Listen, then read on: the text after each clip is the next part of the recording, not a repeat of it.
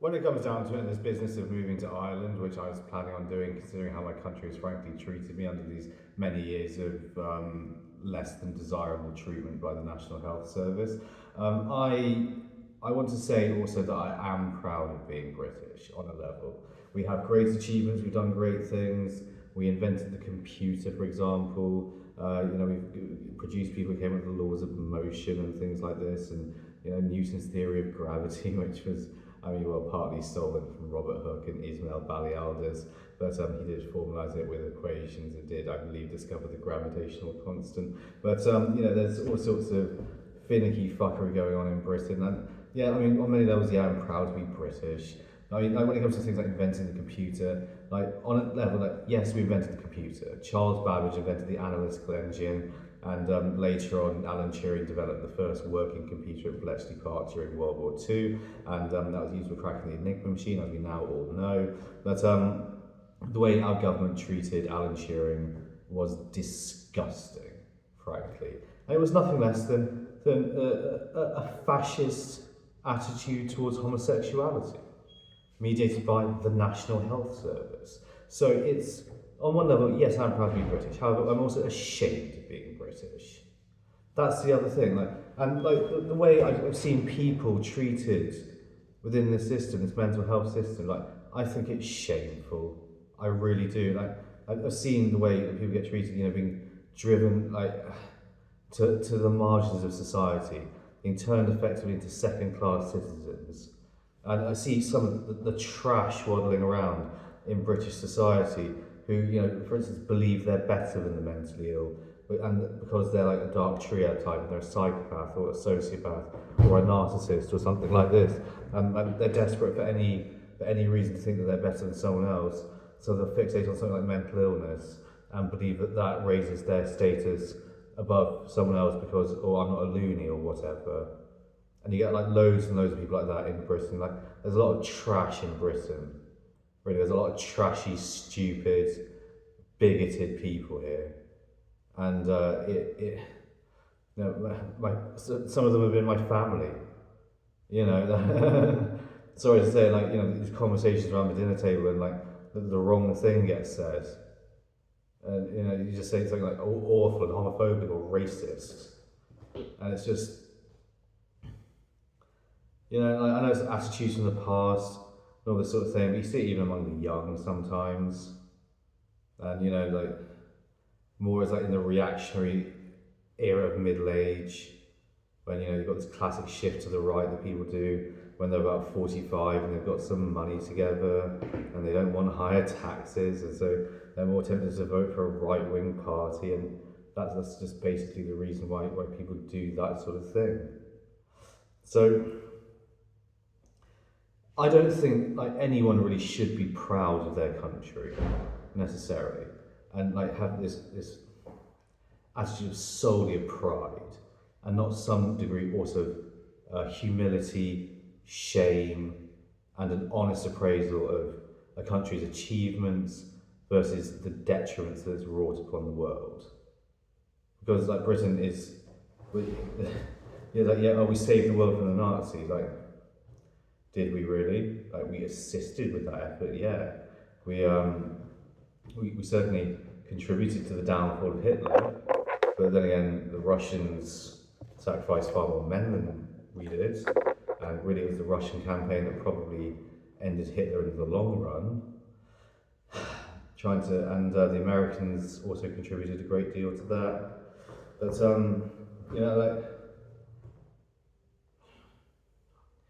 and we remained fascist. And for a great war hero like Alan Turing, we chemically castrated him for being a homosexual. That means we were a fascist country after we won the Second World War. We, had the International Declaration of Human Rights, but ignored it, and continued treating the disabled, the mentally ill, abysmally, frankly. Things like electric shock therapy, lobotomies, did all that sort of stuff. Something that, Joseph Stalin himself, when it comes to lobotomies, said was contrary to the principles of humanity. And it's Joseph Stalin saying that sort of thing.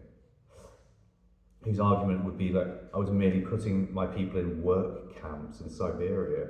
I wasn't like turning them into the living dead, like that horror treatment you're proposing in the West. Frankly, maybe I'd rather live in the Soviet Union. Maybe it would actually have been better. But then again, like, lack of freedom, not being able to read all the books that I want to read, but then again, like, so much trash gets printed in the West for money, and we've got capitalism just interested in only that which it can sell, rather than interested in what has quality to it, what has significance, you know.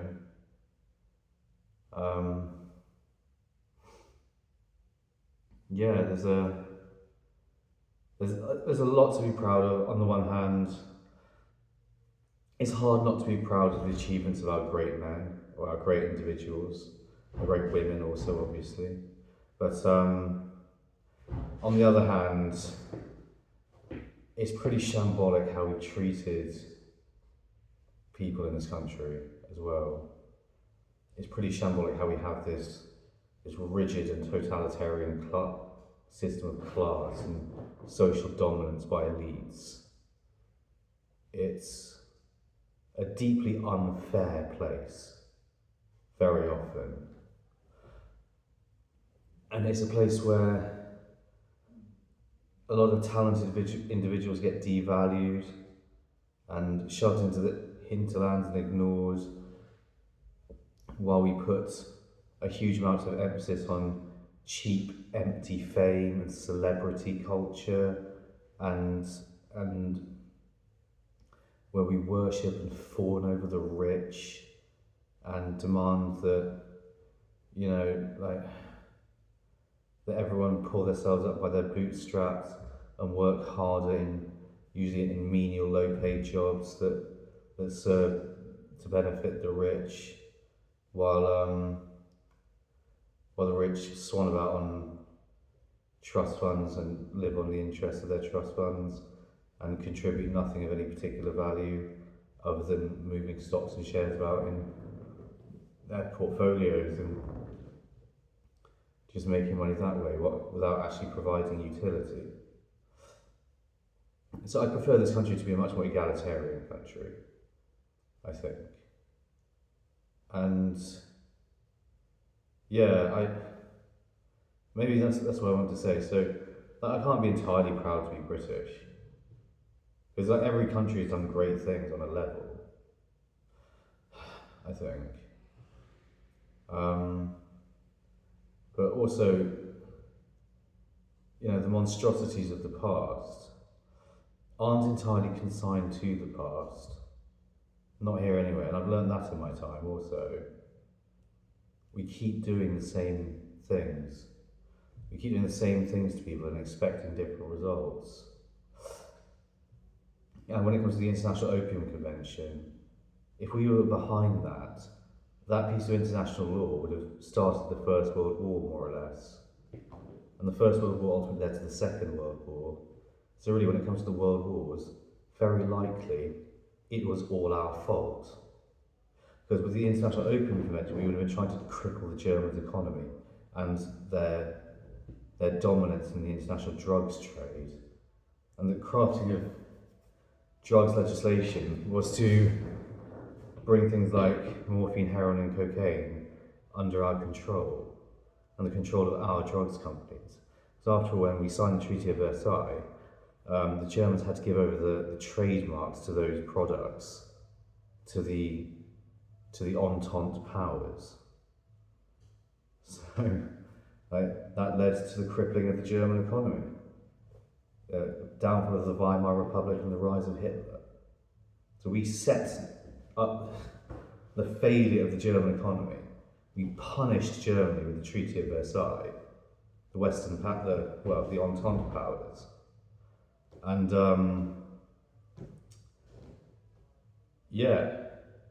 the rest, as they say, is history. So we more or less caused the Second World War. And then you know, the Holocaust and the mass murders in Eastern Europe and all the rest of it, caused by basically a trade dispute over drugs.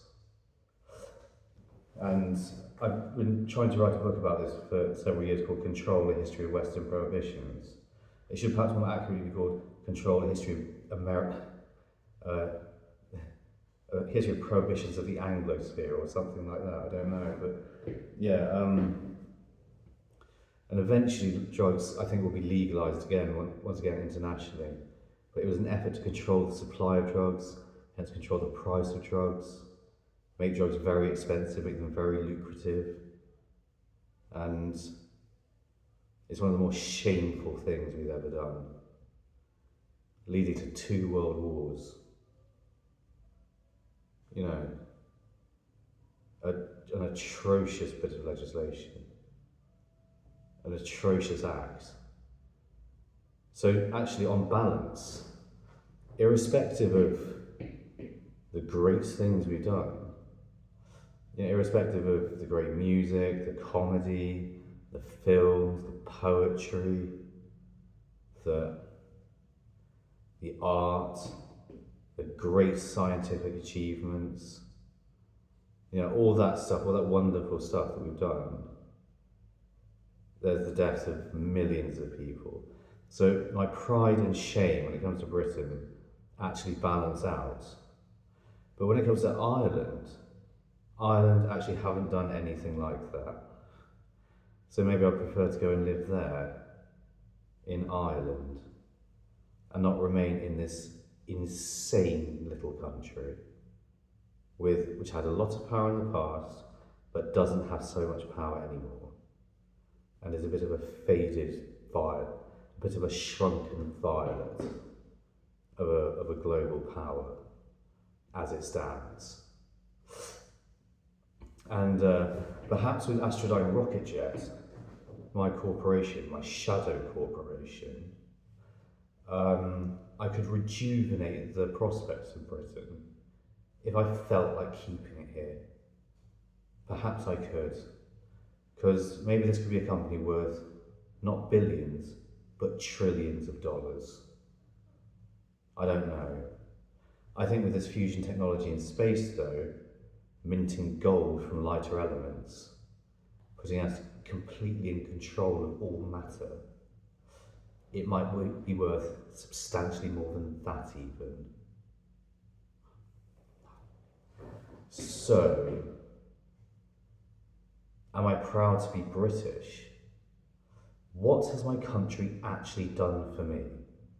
Other than bully me, intimidate me, torture me, drive me to the fringes of society, make me homeless, turn my family against me, try to rob me of my property. What has Britain done for me recently? You tell me, Britain, come on.